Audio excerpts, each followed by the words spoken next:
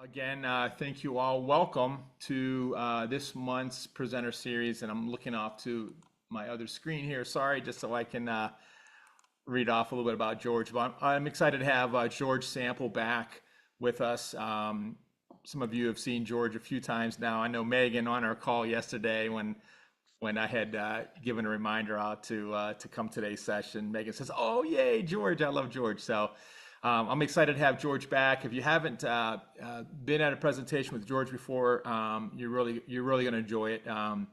I'll call George a friend of mine from Cleveland. I'm going to read through his bio. We could spend the next hour on his bio, but I'm going to shorten it up a little bit. George is the principal consultant at Blue Streak Consultants. There'll be a prize if you can guess why he named his company Blue Streak. It might have something to do with his college days. He was previously vice president at the Federal Reserve Bank in Cleveland, where he led strategy, diversity, equity, and inclusion, human resources, business partners.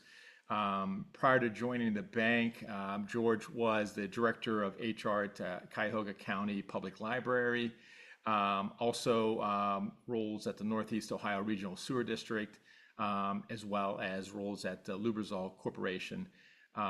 He's on the board of directors at John Carroll University, United Way of Greater Cleveland, Red Cross of Northern Ohio. The list goes on.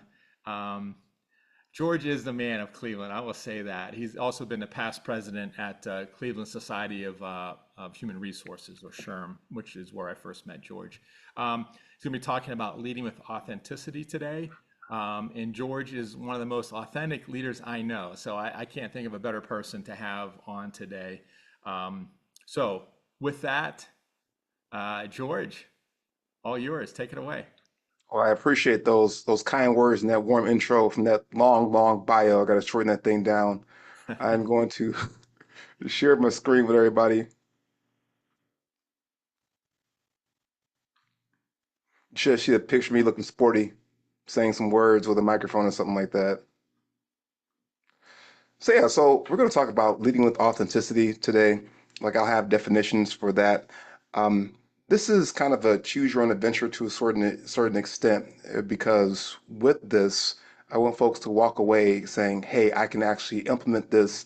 I can have an impact on the people that I lead with this." I've had the pleasure. Let me just kind of go through it as well. To make sure you're a better authentic leader that understands how to multiply your impact.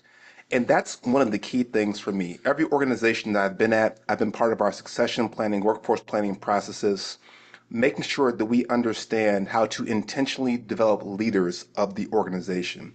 And when we say leaders, it's people who are going to lead others, who are going to help others, and magnify their impact. Good leaders, they make everyone around them better, more effective. They help them find their path.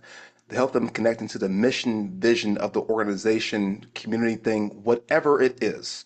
So, the task here, the session objective, is for all of you who are here to be able to walk away from this session and be like, I feel like I am better and more well equipped to be able to magnify my impact, lead others, and be authentic while I'm doing that.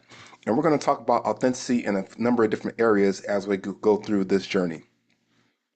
So Chuck kind of went through the story that I've had here. I'm not a HR guy by trade. Actually, my undergrad was computer science, and then I built so many relationships at Lubrizol, which was my first company. It's a Fortune 500 global company that I was invited into a manager role at Lubrizol. So it was a global role in charge of inclusion there. So I got to be in part of our succession planning processes, really understand talent, really understand how we're connecting things throughout the entire organization. And that was like I just had a natural inclination towards connecting with people. But having this role where my job was to ensure that we were being thoughtful about the experience of everyone within the organization and ensuring that we created space for folks to bring different ideas into the organization was a fantastic experience. Left there, went to the Northeast Ohio Regional Sewer District. First role there was in charge of hard skills and soft skills development. Um, that was a fun learning experience for me because I went from a Fortune 500 company to a utility, and then I had to adjust my way of approaching things Because I came in and I was basically like, hey, you're setting money on fire. And people don't appreciate when you say that to them. They don't like that. So it was a good learning experience for me as a leader. So how can I really connect with these folks and get to their level? And I spent so much time literally in the sewer, just making sure that people understood that I knew what they were doing, that I'm elbow to elbow with them. I remember there was one manager that said, "You can't come in here and tell us anything if you haven't shoveled shit." So I've shoveled some shit. I've done that thing, because you have to get down. We talk about authenticity. People have to know that you're in there with them. So for me, for every organization I've been at, I've made sure to get in there with them, for people across the entire organization. Same thing at the Cuyahoga Library situation. We had 27 branches. I would make sure to get out to all the different branches. Folks would say, hey, we never see people from the senior leadership team out here at the branch during the day.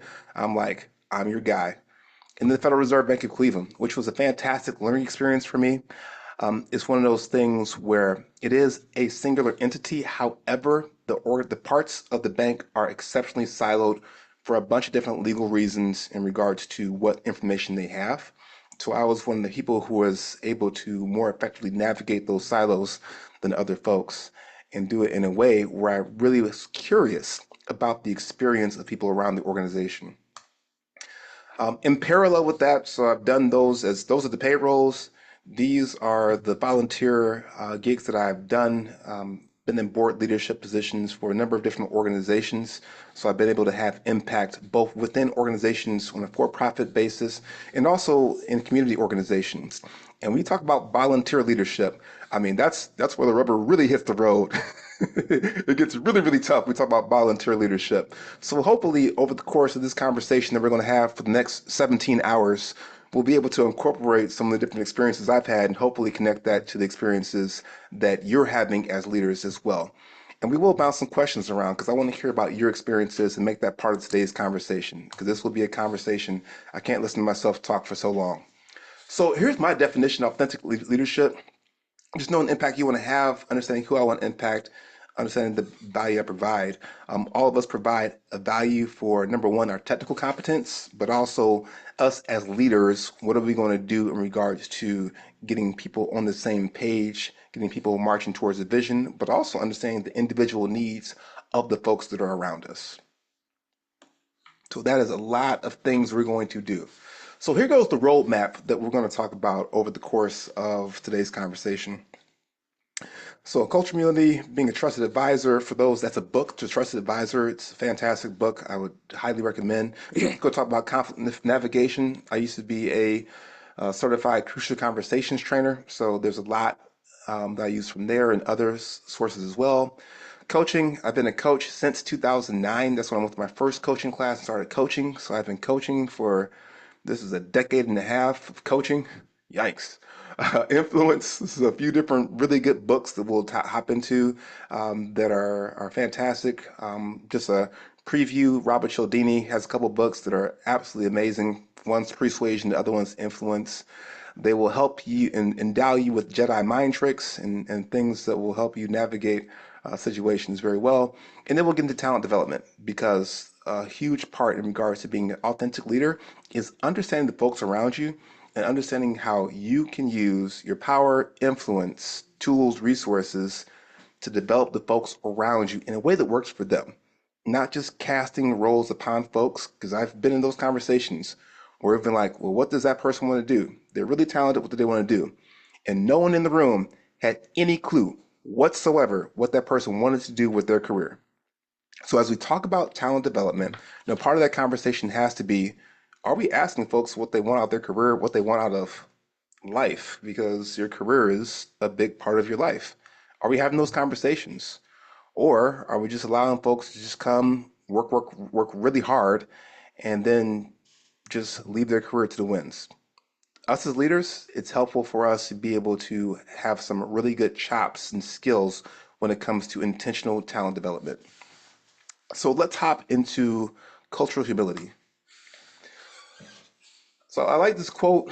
Cultural humility is a good place where you're talking about, inclusion types of work or just how do we interact with others. So even if you don't put it in the frame of inclusion work, it's just how do I interact with others?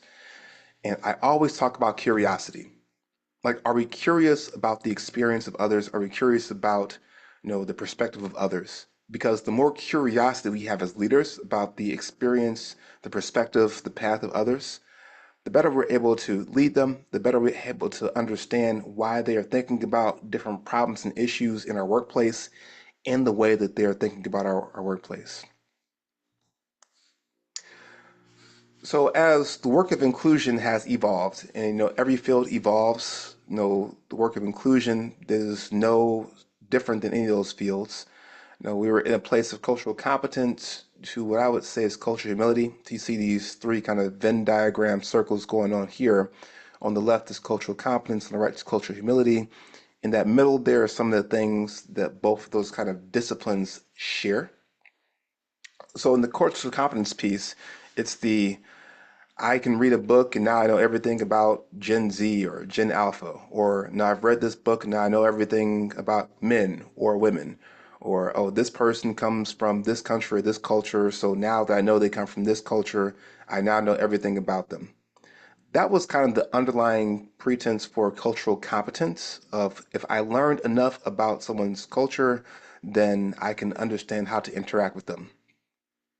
While that is a good starting point, the evolution for us understanding how to interact with others moved more into cultural humility, for knowing that, hey, there are some commonalities for people who share certain demographics. However, can I spend the time to get to know this person who's in front of me as an individual? So if I read a book or have some information about people from Ohio, or something about people from Ohio, that doesn't mean that's specifically about me. Like, I'm from Ohio, I've lived in Cleveland my entire life, but if you know some of the things regards to Ohioans, not all of them are Buckeyes fans. Crazy. I know it's crazy, but not all of them are Buckeyes fans.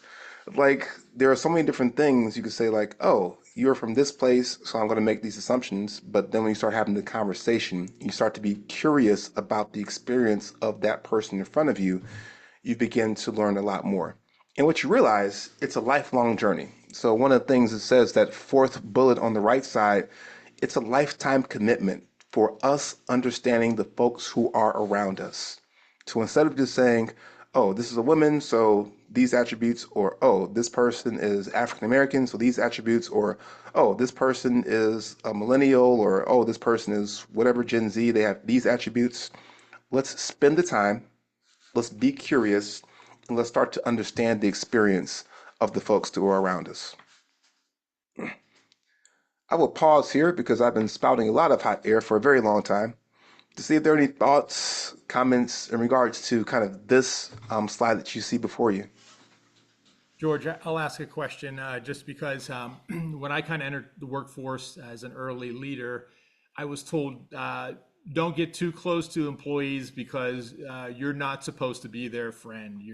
You're supposed to be their boss. And it feels like, I mean, it's only been 30 some years ago, but it's been a huge transformation because that never felt right to me. And I wanted to know people from a from a level of understanding where I could appreciate what they were bringing to the table. But I'm just curious, why is there an area where you become too understanding, too friendly, and that could cloud your decision making as a leader?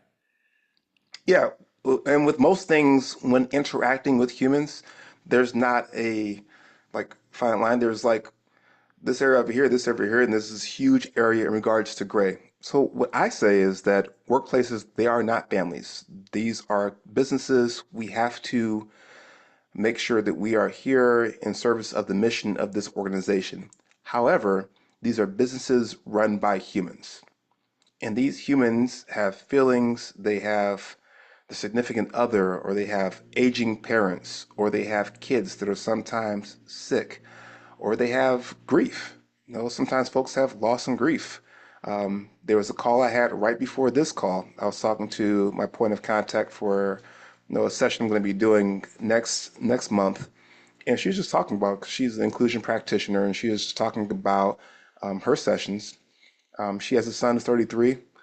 Her son's 35 now, but like a year ago, Like they had an 18-month-old, like her grandson, drowned, and talked about how her son every day after work will go to the gravesite and read stories to the 18-year-old son at the cemetery.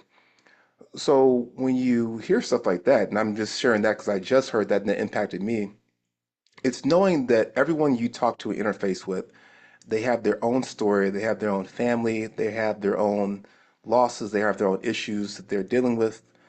So while yes, I have to make sure I can come and perform and come and do the role and work that I'm supposed to do, I'm also a human. And each person you deal with is a human. They're going to have their good days, they're going to have their bad days. I have two daughters. So I have a 16-year-old daughter and I have a 12-year-old daughter. So if they are upset, things are not going well, they feel like they're being picked on, things are not going well with their friends, the 16-year-old has boy troubles, and that's a whole different another issue.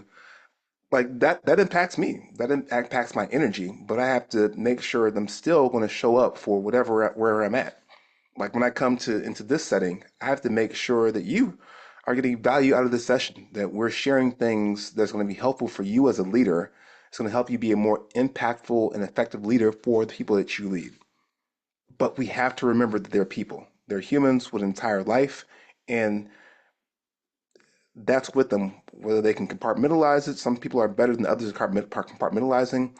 But the more that we can connect with the folks who that we work with and understand their experience, um, the better we're able to understand what's going on, the more that we're likely to get that discretionary effort the folks will only give if they feel like the folks around us actually care about us. Yeah, yeah, got it. Makes sense. Yep, I agree. Thank you. Got you. Any other thoughts in regards to this cultural competence versus cultural humility or anything we've talked about up to this point so far?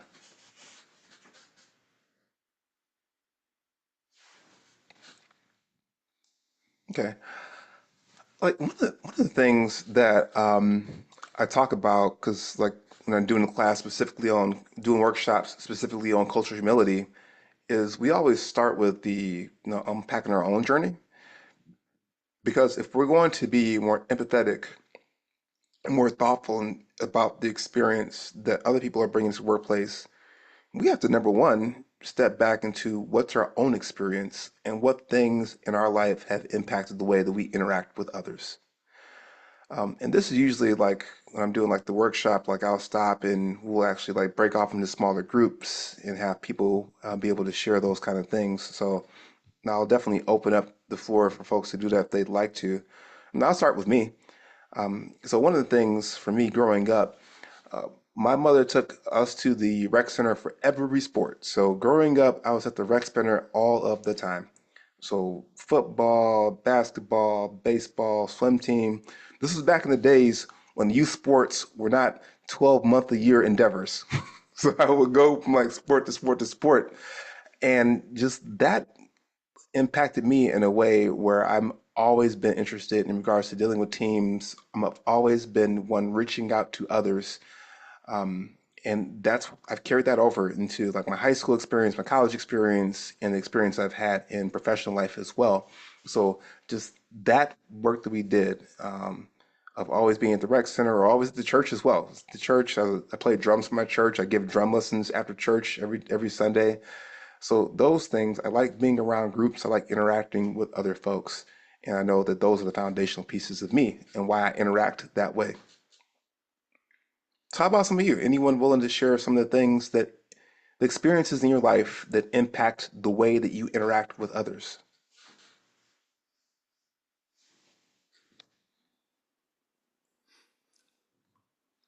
Who's going to be first? I'll go since I wrote a book about it. For me, it's about showing up, being vulnerable, being deliberate, being present, being consistent, recognizing the human for who they are, not who you want them to be. Everybody gets to their own journey in life through stories that none of us understand or have experienced. So it's meeting that person where they're at while making sure you bring the team together and figuring out how you drive that sense of camaraderie. And it starts with yourself being vulnerable in the things that that frustrate you, that can hurt you. And sometimes talking about organizational things, the teams know that there is executive infighting and misalignment, and they know about it. And when they ask you about it, you got to be very careful how you dodge that bullet, and you got to be smart around how you get into it, because you can spend weeks and weeks and months building up vulnerability and engagement in the humanistic way, and they ask you a question that they know to be true, and you lie about it or you fabricate, and done. You got to be careful. Awesome. Thank you for sharing that. Thank you. Is- I would say for me, there's like two different things personally is being a mom and having younger kids that are still active in lots of things. And so employees that are, I understand when they have a sick child they've got to take care of, or they've got a sports event that they want to get to with their kids. I think that means a lot. We have an office full of women. We've got more women than we have men. So I think that helps them connect a little better. Obviously with the men, it means something too, but being a mom's a little different. Sometimes your kids don't want dad when they're sick. So, that's been a great thing. And then I actually started here at our insurance agency at the front desk as receptionist. So I think that has also had a huge impact. I've sat in our account manager seats. So I've answered the phone, I've ordered snacks for the break room, and then now here I am as the COO. So I think I've gained some respect from a lot of people that I don't just say I understand, I truly understand. I've done their workflows. I can connect with the issues that they're having in that experience. Yeah, and I love you talking about how you've done their role or sat in there. People need to know you understand what's going on with them. Sometimes it gets harder as we get further up and up within organizations, and we'll talk about the leadership pipeline towards the end of the conversation. As you get further away from the folks who are ground level individual contributors, sometimes it's harder for us. So the more that we can hold on to that, be it by spending time in the field, on the production floor, in the sewer, if you're me, like whatever that is, the more that we can spend time connecting with folks in the work environment they're doing to make sure that like I understand you, either like I'm with you while you're doing this job, I'm here to talk to you while you're doing it, or I've actually done that work, that's helpful. And and the more you can share that, the more that like they feel free to open up to you in regards to how they're experiencing things. Like, because it's one thing for you to be like in your office of sending emails to folks asking for information. It's a whole different thing for you to be elbow to elbow while the products are being manufactured or while the service is being delivered, and you can hear things or see how people are experiencing the workplace in a different kind of way. And then they other things. They start talking about like, why are you here? Why have you chosen this organization to be an employee at? Because you can choose so many different organizations that you can contribute your time, effort, and energy to. Why are you here? What are the things that drove you career wise to being in this place in this position?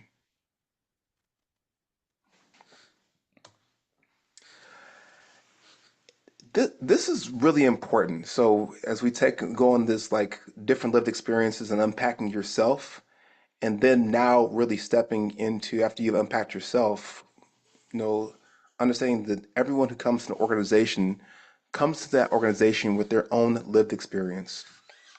Because even if our demographics are similar, if we're all have pretty similar different demographics within the organization, we grew up in different homes, had different experiences, different educational experiences, different work experiences. And when we are encountering an issue or a problem, we're going to have different thoughts in regards to how do we handle or address this challenge that's in front of us. So the two parts here on this slide, number one, practicing empathy. Like, are we just taking a moment to step back and think about how the person we're interacting with is experiencing this situation?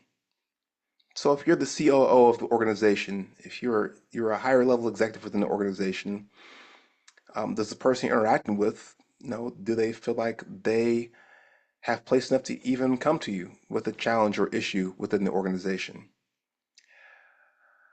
What's their lived experience? So if their lived experience is one that says, hey, it's okay for me to be able to share a different viewpoint with people who are around me, and not be ostracized from the group?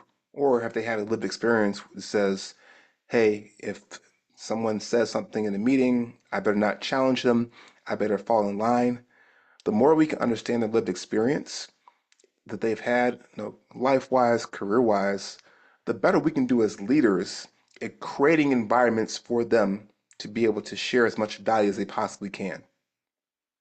Because some folks shut down. Some folks they've had lived experience where their vantage point has not been valued over the course of their career, over the course of whatever different experiences they've had.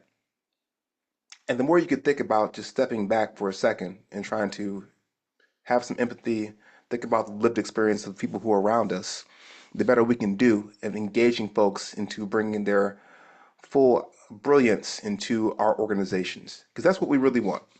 We want folks with different kinds of perspectives to feel comfortable sharing different perspectives. Because, hey, if we're going a direction, but someone on the team can think like, hey, here's something a little bit different that can be additive to this process, product, service, to whatever we're doing, you want that in your organization. Chuck, I see you have your hand raised. That's very professional. All right, thank you, thank you. So, can you talk a little bit about the fine line between empathy and tolerating maybe bad behavior? I mean, I think there's, you know, it happens to a lot of us leaders where we have some compassion for someone, and it sometimes goes a little too far, and we permit bad behavior because of it. Like, how can you become be empathetic and yet also hold people accountable, regardless of what their situation might be? Yeah. So it is important to have standards at the organization. So to be like, hey, here are the standards of our organization. So that way that you have some level playing field that everyone in the organization is working with to start off with. And then being flexible. I mean, and that nuance is a situation by situation kind of a thing in regards to when do we give people a little more flexibility on things. But we should have some standards, some HR policies, procedures that gives us a baseline for how we're normally dealing with situations. And then when situations call for us to have some wiggle room with those things, just handling those things on a case by case basis. There is not a 100% answer to that. It's a situation by situation kind of a thing that you just get over the course of time. And even the best folks in this don't always get it right because people are people. And then situations change. You just don't know what happens with people. It's a very unpredictable world. With the information we have, we set baseline policies and we do the best we can with that as human managers. Until AI takes over and drones are the actual managers walking through our plants, we'll have to do our best with the information we have. Got it. Okay, thank you. Yep. So that's all the things in regards to cultural humility. Again, like I like to start there when we're going through this leading with authenticity piece because we have to start with the humanity of folks before we get into some of the things that are a little bit more technical in nature in regards to being an executive within organizations. So now we've set that baseline in regards to cultural humility, of being curious about the experiences of others, recognizing their humanity. So next thing we're going to get into is trusted advisor. Has anybody read the book Trusted Advisor? Nope. Oh, Andrew. All the time. Andrew's a book writer, so of course he's a book reader. Trusted Advisor is the number one book I've given away the most. It is the most pivotal book. If you serve anyone, I don't care in what capacity, if you serve anyone, it is the number one book to read. And the number two book is No Excuses. The number one book. Okay, so Andrew's here. So if I screw this up at any point, Andrew will get me together. But it's a fantastic book, and it's one of the things. Book was shared to me actually from our chief human resources officer when I was at Lubrizol. So this is years and years ago. Trusted Advisor has been around for a while, and he gave it to us, the senior leadership team. And there were just some key things that are in there that resonated with me, and just they completely resonate when we talk about being a impactful leader. So, Could I add to that, George? Trusted sure. Advisor helps you understand that as an advisor, you're not telling people what to do. You its mantra is you need to listen, understand, present, and communicate in the manner in which your recipient receives the message, not how you want to give it, and make sure you stay within the boundaries of what that person has given remit to in terms of where you go. It's a stupidly simple, very informative book, but a great book. Yeah, absolutely agree. So, and there's this equation they have in there. They talk about trustworthiness. So you see the equation. So trustworthiness is credibility plus reliability plus intimacy divided by self-orientation. So trustworthiness, credibility. So, like, do people, so when you start off things like this, for instance, this presentation, we do the bio. I start off with all the organizations I've worked for and volunteered for, because you start off to try to assess some credibility. That's what you do at the beginning of things. So as you come in and the person does not know you at all, how do you establish credibility? How do I establish that, like, hey, I might know what I'm talking about a little bit? So that's that part of the equation. The reliability. Will I do what I say that I am going to do? Can I trust you to deliver on the thing that you said you were going to deliver on? You said you're going to be here for this presentation at 10:30 a.m. Eastern Standard Time on Friday. Are you here at 10:30 a.m. Eastern Standard Time on Friday to deliver this presentation? Intimacy. So when we started off talking about cultural humility, that do people feel safe enough to be able to share with you when things are going on, that they feel like you care about them as a person and not just as an object that's going to help them get work done within their organizations? Because sometimes, and it goes back to a question that Chuck asked earlier on, how do you kind of make sure that you don't get too close to the folks? But it is so important for folks to understand you're not just some cog in the wheel, that you are a person. We care about the experience that you're having here. And you balance that, because if that person does leave, I don't care how important they are to the organization, we're going to hire somebody else in their role. So it's not a family, it's a workplace. However, we do have to have some knowing that people care about the experience and care about them as humans that were there. And then you see, like, it's the credibility plus reliability plus intimacy divided by self-orientation. So are you doing things just because you're out for yourself, or are you doing things in the betterment of some bigger mission, vision, cause in the service of others? The best leaders I have seen on a very consistent basis, they're not just out for it for themselves. And all of you have seen leaders who are just out for it for themselves. You've seen that before. So it's not to say those people don't exist or they can't be successful. I would just say they could be more successful if they were to lower their self-orientation some, to make sure they did more into the credibility, reliability, and intimacy parts of this equation. So, and this is trustworthiness. I'm going to pass over to my resident expert, Andrew, to make sure I got the equation right. Andrew gives us the thumbs up. Rinse and repeat, no matter what your mood is. Rinse and repeat. Awesome. Well, let me get the perspective of others in regards to this equation. I know other folks you mentioned hadn't seen the book before. Let me get the perspective of other folks. Like, does this equation resonate with you? What are your thoughts on this?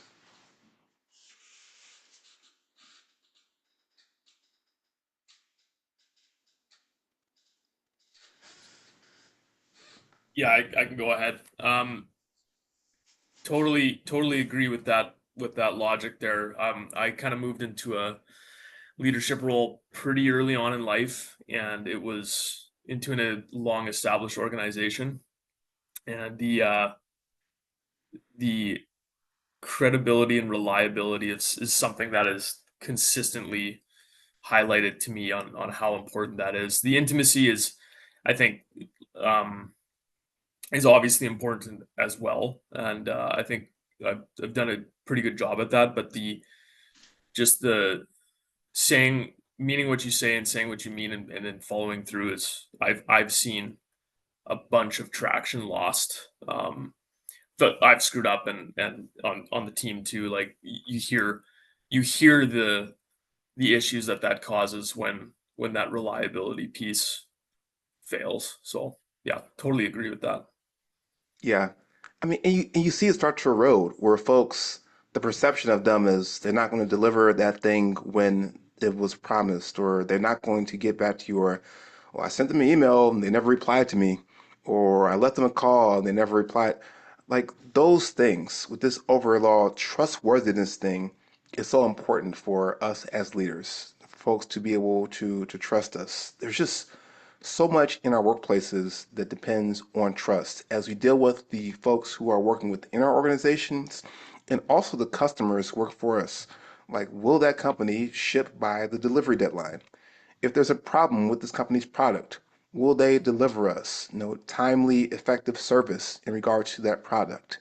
If I have some issue in regards to things, will customer service be able to help me? Will they be reachable? Will they be able to help me? Will they be able to walk me through these different challenges that I have? So all these different parts that are part of this trustworthiness equation are really important. And I'll come back to the self-orientation piece. Like doing it for the organization, doing it for others, doing it for this mission vision of this thing that you're a part of is huge. Because you do. You have folks who are out for themselves and just out for themselves. There are always some level of self-orientation we're going to have. You got to have some of that. But just making sure that level of self-orientation does not outshine all this other parts of this equation. So there are 5 stages of trust building that you'll find, in the Trusted Advisor book. Um, and so it's engaging with them, listening, because people want to feel listened to. Framing things, 'cause I always say you could take one set of facts, you can frame it a whole bunch of different ways, and then helping to envision what the future looks like for this collaboration that we're having, and then committing to deliver on what we want to deliver, with this person that we're working with. So engaging with them, listening, the people who are around me, let me actually listen to them. Because I'm not just here I've not come down from the mountaintop with the stone tablets for this is how we are going to do things. It's actually listening to them because we've engaged with them, now listening to them, listening to their thoughts, framing a path forward, helping to envision what that path forward looks like, and then committing to action with them. If you follow these 5 steps, the way you are able to build trust is significantly enhanced. And if you see that the piece of verbiage at the bottom of the slide, I'm talking about transforming professional relationships into strategic partnerships. We have to get out of the mindset, especially as leaders, that these are transactions. Like this employee is in this role, so they're going to do this thing for this purpose. It's like, oh, this employee is part of our organization. They're going to have this kind of impact on our organization. Or, this customer, we're engaged with this customer, we're helping them with this service or this product. It's going to help them fulfill their mission. We're now a partner with that client because we're helping them fulfill their mission. So it's not just some transactional thing. We're not just selling the product, the service, whatever it is. We're helping them and partnering them to further and advance their mission as well.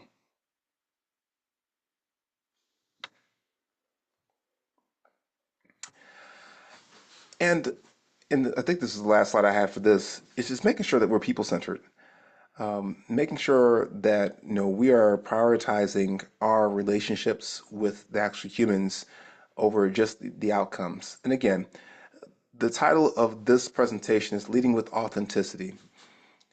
And when you do that, you value the long term over the short term. You're not just trying to make sure we can get today's sale. You are trying to address the client's problems, needs, issues.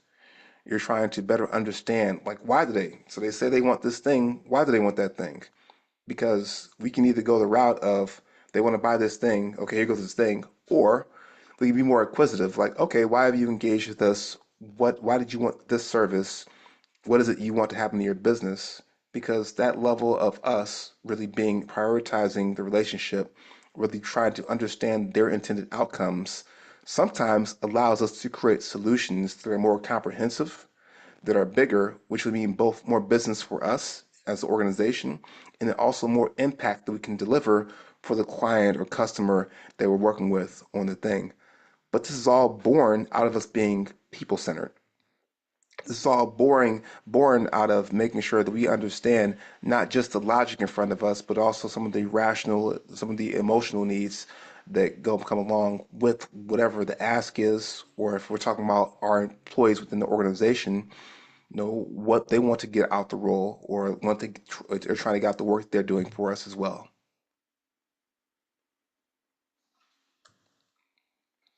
So that was all the things in regards to trusted advisor. Any final comments in regards to trusted advisor or anything we shared over those slides, speaking about being a trusted advisor?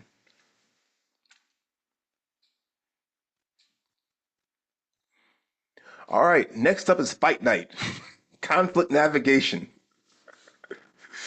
Conflict navigation. This is a cool thing right here. Like I mentioned, I used to be a crucial conversations trainer. I still use a lot of the tenets in regards to crucial conversations. I use other sources as well for it. But making sure that you can understand emotional intelligence and helping to understand safety and stepping out of heated moments is so important. One of the things we talk about in crucial conversations, talk about the amygdala hijack, or as folks more commonly refer to it, is that fight or flight response. When we feel like we are in a conflict situation, the same thing that used to get triggered in our brains when our life was in danger, that same mechanism in our mind gets triggered when we're in just an argument or a conflict or like an emotional high stakes conversation where we have a difference of opinion with folks.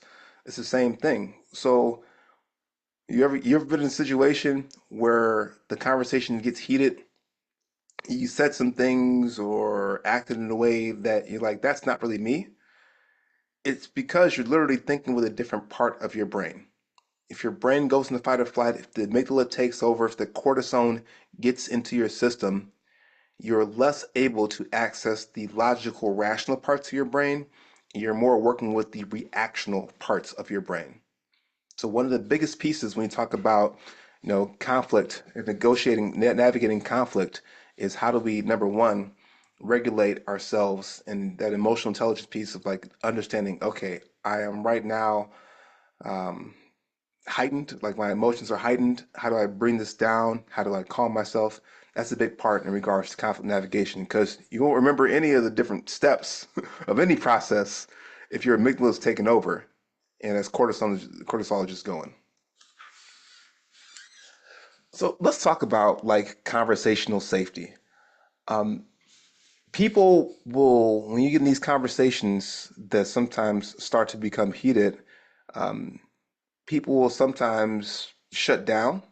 They will stop contributing to the conversation, or sometimes they will become aggressive in those conversations. They'll raise their voice, they'll begin to talk over people, they will not cede the floor when communicating with others, become more aggressive in regards to how they're communicating over the course of that situation. And that's because they don't feel safe in being able to express their concerns and disagreements constructively. So it's so important for us as leaders to make sure we're establishing safe spaces for people to communicate. So dive more into what that means is, do I feel like this is an environment where if I have a difference of opinion with folks, I can express that without feeling like I'm going to be attacked or ostracized from the group? Of like, oh, that's a stupid decision, or that's a stupid thought. Why would we even consider doing it that way? Those kinds of things. Or we always do it that way here. Or shutting folks down, where like, well, I'll just go to silence. I will just no longer contribute to this conversation because we always do it that way here. Versus, hey, that's a different approach than we have usually taken here. Let's talk more about how we could potentially incorporate that into our processes. It doesn't mean that every conversation ends in we're going to change the process we've been doing. What it does signal, though, is to make sure the folks who are in your organization have the opportunity and space to bring different ideas into the place. And the other question is, like, And safety goes kind of both ways. Sometimes we think that if people have gone up within an organization, that they feel safe communicating. Well, sometimes they don't feel safe communicating either. Sometimes um, they might not feel like they can allow other folks to share their meetings without their position being challenged. So people who are higher up in organizations have to feel comfortable enough in the value they add in organizations to say, hey, it's okay for folks to disagree with me. So for you as leaders, as COOs of your organizations, are you creating environments where people know it's okay to bring a perspective that is different from your perspective? That doesn't mean that you are ceding, the opportunity or ceding your power to make the final decision. And you can even say it like this, like, hey, I am going to make the final decision in regards to this project. However, I am very open to hearing different ideas or different approaches so we can make the best possible decision for the organization. You can say exactly those words if you want to, but it's so important to you as leaders that you are actively creating a space where there's safety, where people feel okay, like it's okay to bring a different opinion, a different thought, a different way of doing that within your organizations. That's how the best ideas are going to come out. Let me hear some other perspectives from the group in regards to this idea about safety.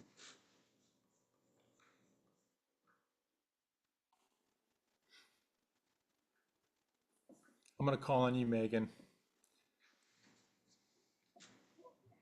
Put you on the spot. Thanks. I mean, we talk about this all the time here, and we do. I meet with every single new personnel manager. I discuss this, creating that environment, right? Being willing to listen, picking and choosing those times where you can kind of actually implement a different thing than you would maybe do, because sometimes you can and sometimes you can't. And it's funny, I will often compare people to, how you raise your children. Like, you have to pick those moments where you allow people to have the idea that moves forward as a team. And we're very big about, asking questions, right? Don't always know the answer, don't always have the comment, and ask questions to allow people the opportunity to provide that input, and kind of go about that. We've established a number of things that we call connects across our company, and we provide a handful of questions so people are prepared to come and share, hey, this would be a great idea, this would work, and really just listen, right? Not always having that comment, to kind of build that trust, build that environment, so that when the time comes, people are comfortable with expressing whether something's not working or sharing a different idea. So that's kind of some of the things that we do. Awesome. Awesome. It's good that you actually dig in to make sure that folks understand that. Um, we have to so actively skill up the people who are in our organizations. So you being able to share that level of context with your employees helps to create an environment where people can share more. Awesome. I know we've said this term empathy a bunch of different times because it's important. We talk about like conflict and navigating conflict, making sure that we often think about the idea of negotiation. We're on one side of the table and then we're arguing with the folks who are on the other side of the table. When we talk about empathy, especially as we navigate conflict, it's not me against you. It's both of us working together to solve this problem. So stepping into empathy and making sure we understand the perspective of others as we are working through the conflicts that we have together as a team is a huge thing for us to do. So I keep on coming back to empathy. I do because it's an important piece for us to be thoughtful about how other folks are experiencing us as a provider, or us as a boss, or us as a team leader, or us as providing service to them or their product to them. That understanding the situation, the service, the product from their perspective is going to be huge when conflict situations come up. Like, why do they feel that way? Like, what's the background of the situation? What's the context of the situation from their perspective? because you're living in your perspective of it, you have your information. What information don't I have that this person has that are helping them, that leads them to view the situation in a way that's very different than the way I'm viewing the situation? And that's why empathy is such an important tool for us as leaders as we are navigating conflict in so many different arenas. All right, so we are halfway through the sessions, the parts here. So we talked about cultural humility and how important it is to understand the experience of others and being curious about the experience of others. We talked about trusted advisor. How do you build trust? How do you make sure that you're making people-centered kind of decisions? Talked about conflict navigation, how important it is to create safety in place, how important it is to regulate your own emotions as you're getting into these situations. But that creation of safety is really, really important piece. Next thing we're going to talk about is coaching. So this is specifically that skill set in regards to like I'm one-on-one with the person. So this coaching is going to this section will be specifically about like the one-on-one coaching piece and sometimes just your skills as a coach. Started coaching, I had my first coaching class in 2009. So I've been coaching since then. This is 16 years of coaching. So that's one-on-one.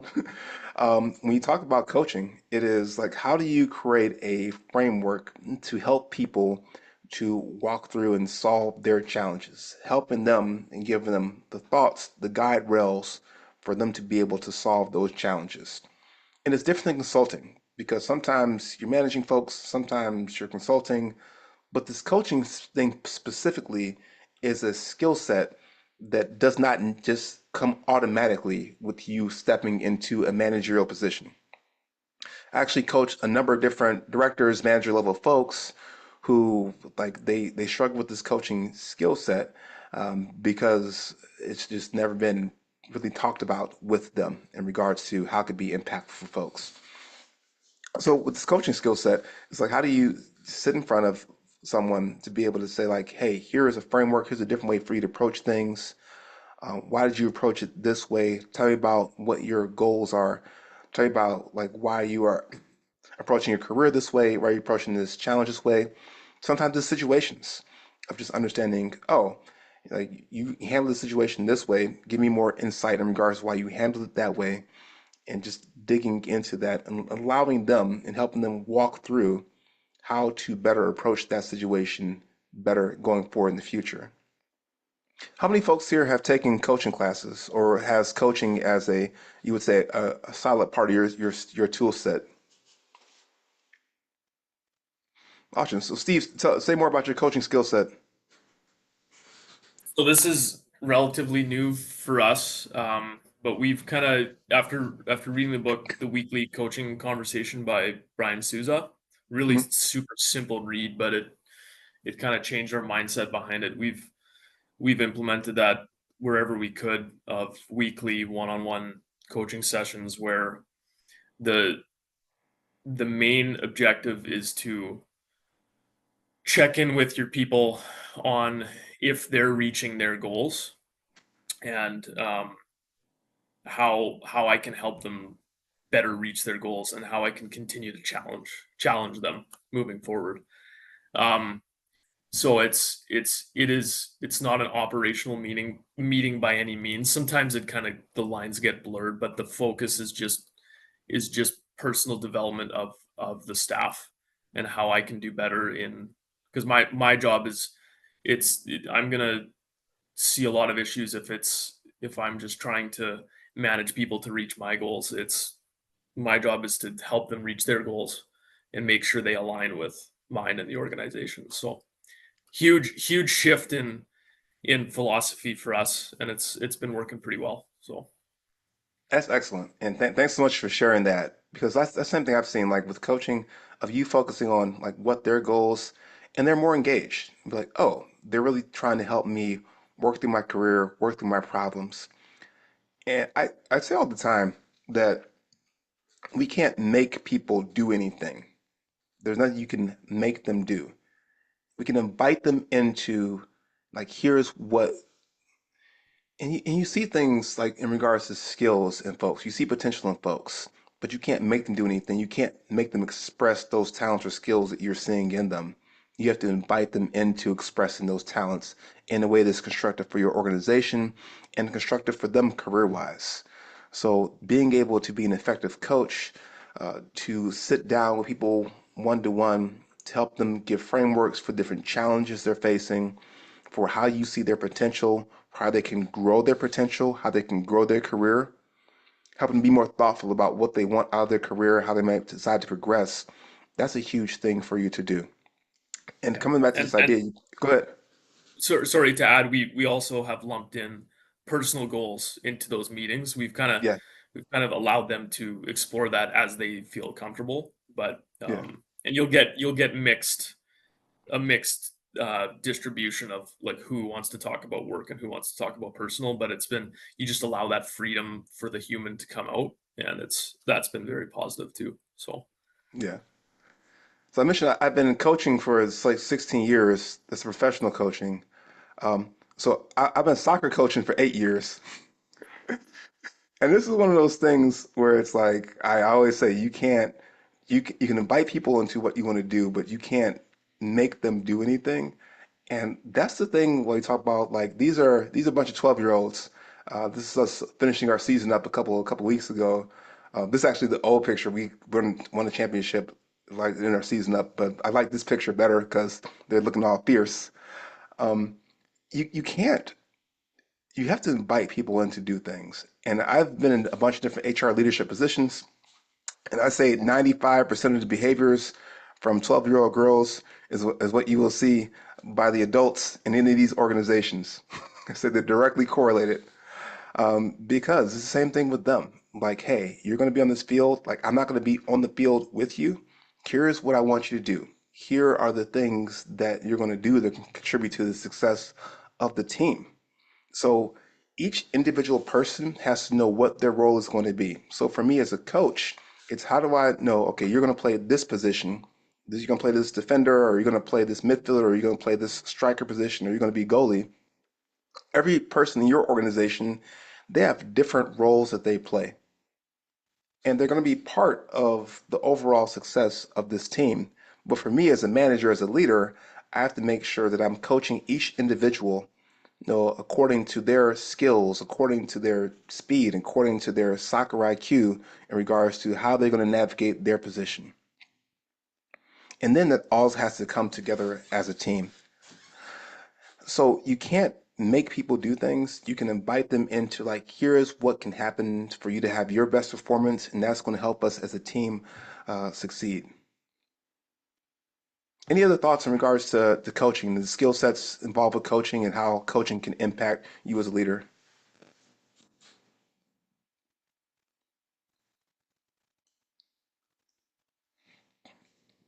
All right, the next thing we're going to talk about is influence. So, influence is one of those things that if you do this well, it will accelerate tremendously the impact you can have on organizations and on people. So, there are some tools here that are very helpful in regards to influence. So we just have like it's just two different slides we have for this. So the first one, these influence principles, I mentioned Robert Cialdini. So Robert Cialdini has two books. One is called Influence. The other one is called Persuasion. Yes, that is a made-up word that he had just for the book. But they are the equivalent of I call them Jedi mind tricks, but they're helpful for you to be able to um, move forward the issues you want to move forward. So here goes some of the different influence principles. You might recognize the use, some of them you might be using naturally. Some of them you might recognize being used, on you. So reciprocity is a great one.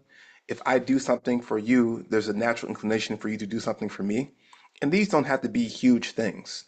This can be held the door open or just wrote a personal note of gratitude to a person or just like, hey, I was thinking about you. Here goes this Kit Kat bar or whatever it is. So we talk about like reciprocity, just doing small things for folks or like, hey, I covered a shift for you or hey, I did this thing for you, that for you. Humans have a natural desire, most humans, to want to be able to pay that back. So we talk about influence. are there small things you can do to help people who are in your organizations? Are there small things you can do to as favors, as things for your clients or the people that you work with? You ever wonder, like around the holidays, you get those fruit baskets or whatever you get during the holidays. It's a little bit of reciprocity in action.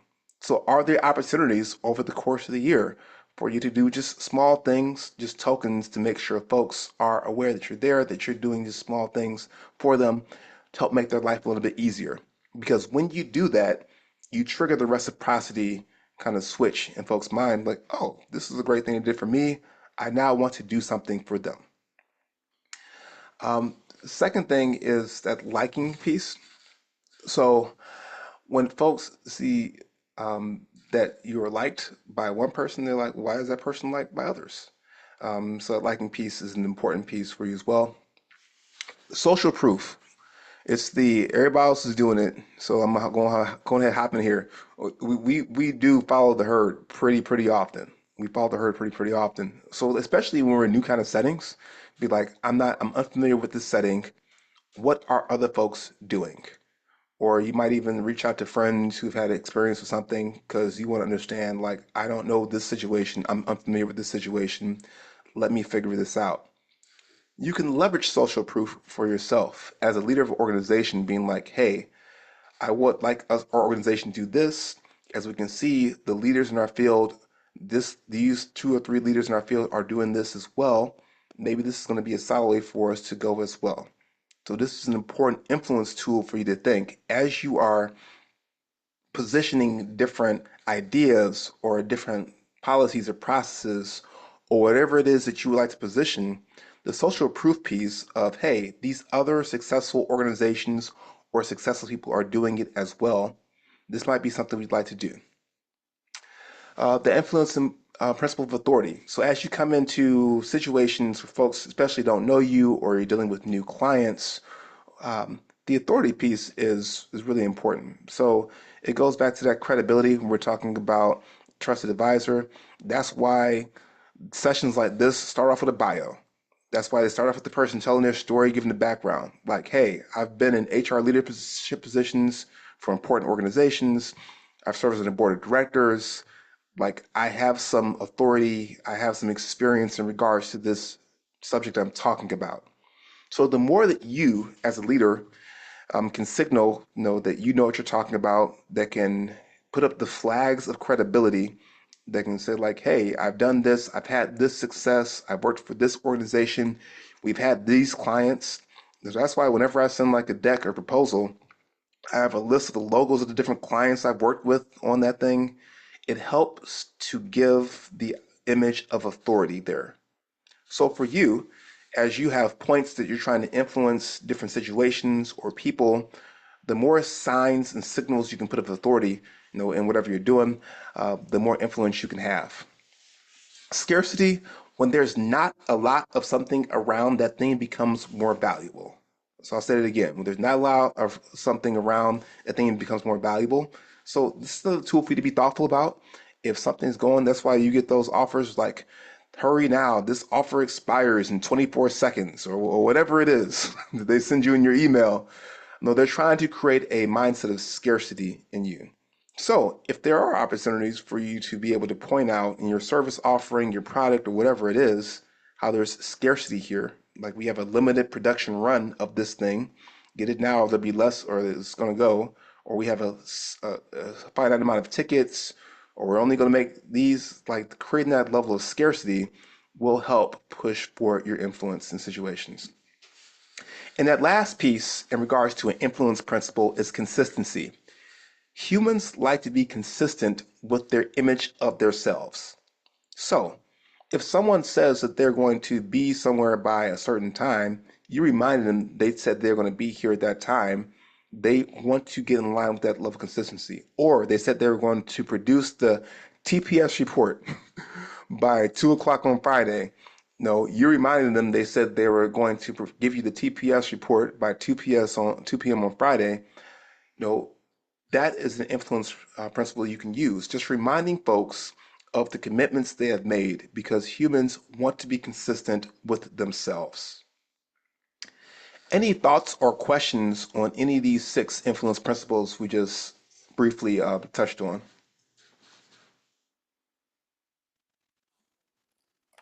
I'll just make a comment that on the authority piece, I talk with hundreds, thousands of COOs, and we are not the self-promoting bunch of folks, to be honest. We're so internally focused, and we're trying to be that servant leader that we oftentimes don't establish authority. And then when it comes time to sell an idea up the ladder, let's say to the CEO, it feels like we haven't established that credibility, that authority, and so it undercuts our ideas. I'm just curious if what other people on the call think about that, if that's a true read or not. I'm going to pick on Victoria since she's another member of my virtual forum group. You always pick on me, Chuck. That's right. You and Um, Megan. I definitely agree with you that I think it's hard to do both. It's hard to kind of establish yourself that way when you want to be the servant leader and you want to show that you will do the same work and, you know, I'm down there shoveling shit with everybody. So it's kind of a twofold issue between proving yourself that you're one of them, but also proving yourself that you have the authority and managing up and down. Mhm. Awesome. Thank you for sharing.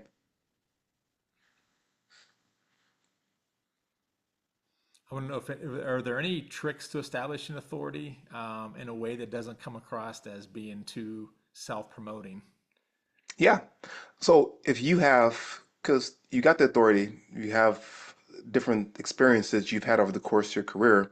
So being able to say, hey, I was in a similar situation like this back at this organization. So tying to similar kinds of situations where you're able to demonstrate success, but success that you helped to drive, that's a way for you to be able to connect in authority. Like I have this different idea for you because at this company, ABC Acme Company, we were able to do this thing that I drove this team that did this thing and had this result. So just tie it into things that you have done where you've shown a level of success. So that ties into like, oh, this idea does have credibility because they've already done that thing. Okay.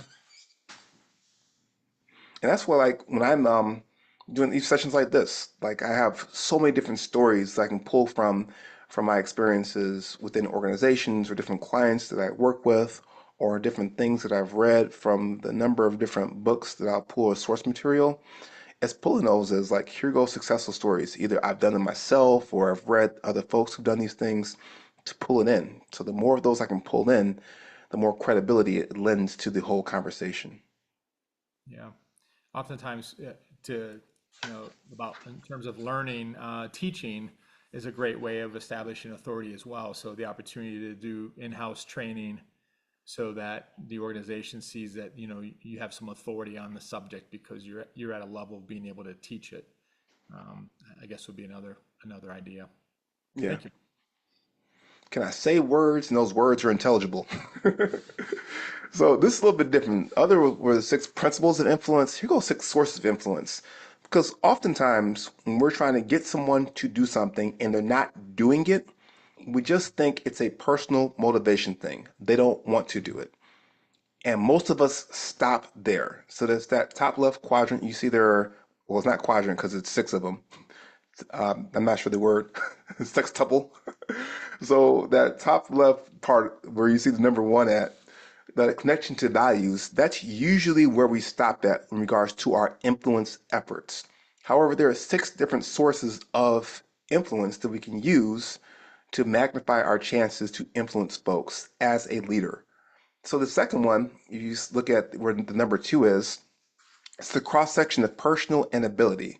So sometimes it's not that the person doesn't want to do it, it's that they don't feel like they have the skills to do that thing. So sometimes they'll just put things off because, like, oh, I got this list of things to do. I'm not going to prioritize that thing because I'm not sure I have the skills to do that thing well. So as a leader, can you ask them like, hey, do you have the skills to do this? Or be like, what resources can I equip you with so you can have the skills to be able to do that part of your job, that task, whatever it is, better? So number one is it connected to their values? That's that motivation piece. Do they want to do it? And number two, can they do it? Now, when you go down to number three, so it's social motivation. So you see the kind of cross section of off the top motivation, that middle section social. Number three, do the folks around them, do their peers encourage that behavior? Because if I'm asking my 12-year-old to not eat ice cream, but she sees everybody around her eating ice cream, she'd be like, ice cream for me? What we talking about here? What are we doing? So if you want somebody to do something from an influence standpoint, are the folks around them doing that same behaviors? Can you point to them folks and saying like, hey, your peers are doing this thing as well? And they'd be like, oh, that is right. Or will the peers like come in and encourage that behavior? Because the peers encourage that behavior, it's so much more easier for you to be like, this is the behavior we want to see. And then that number four, the box number four, social ability. Will the peers help you with the behavior? Sometimes we're struggling, and the peers who are around you, if they're not going to be helpful with that behavior, will just be like, oh, that's not something for me. So, as you are trying to pull different influence principles, if you have a person you're trying to influence, can you ask the peers of that person to be helpful for them as they're going towards that behavior, that process, that practice, whatever it is? If you look at box number five, no structural motivation, like do the rewards system setup, does they enhance or do they are in line with the behaviors you say you want? So for example, many organizations say they want to see team behaviors. They preach they want to see team behaviors over and over and over again. However, when they get to the end of the year and it's performance review time, the only thing they're rated on is their individual performance. So if you're telling me that team performance is really important, but you're only compensating me on my individual performance, there's a disconnect in regards to how we are rewarded. So the structural motivation motivates me for individual behaviors while you're saying you want team behaviors.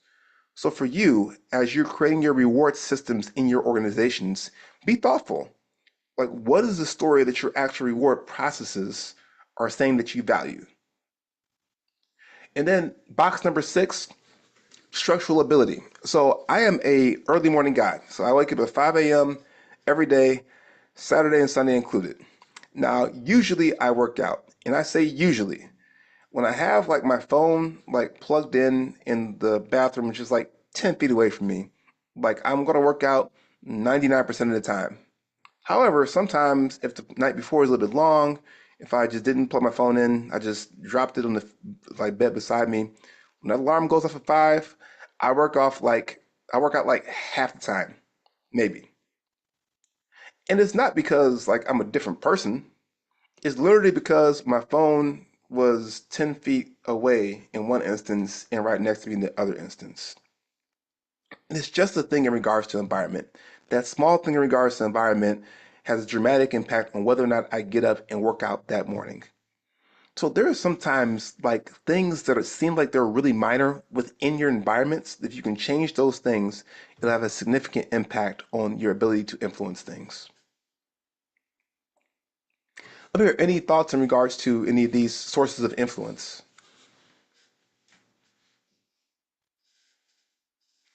Or are there any of these sources of influence that you use that you found to be effective?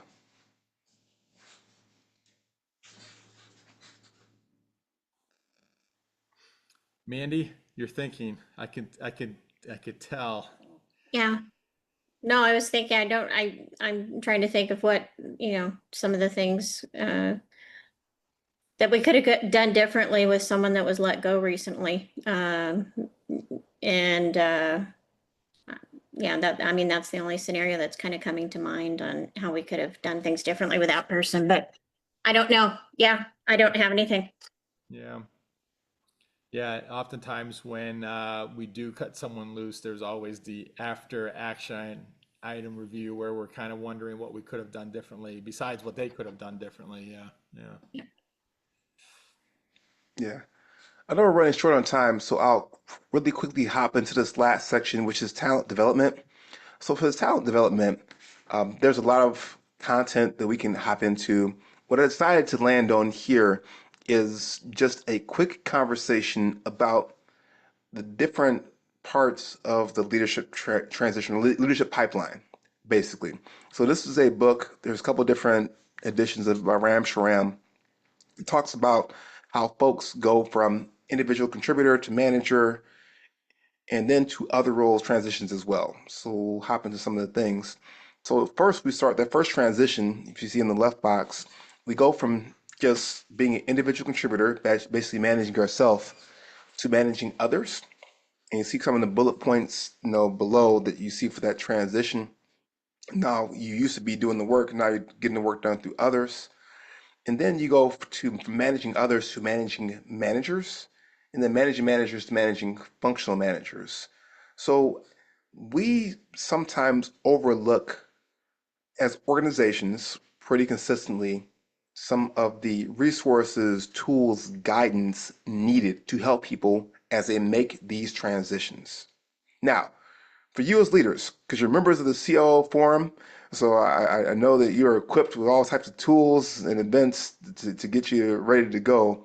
You will skip this trap and you will make sure that you're thoughtful about people that you are promoting throughout your organizations.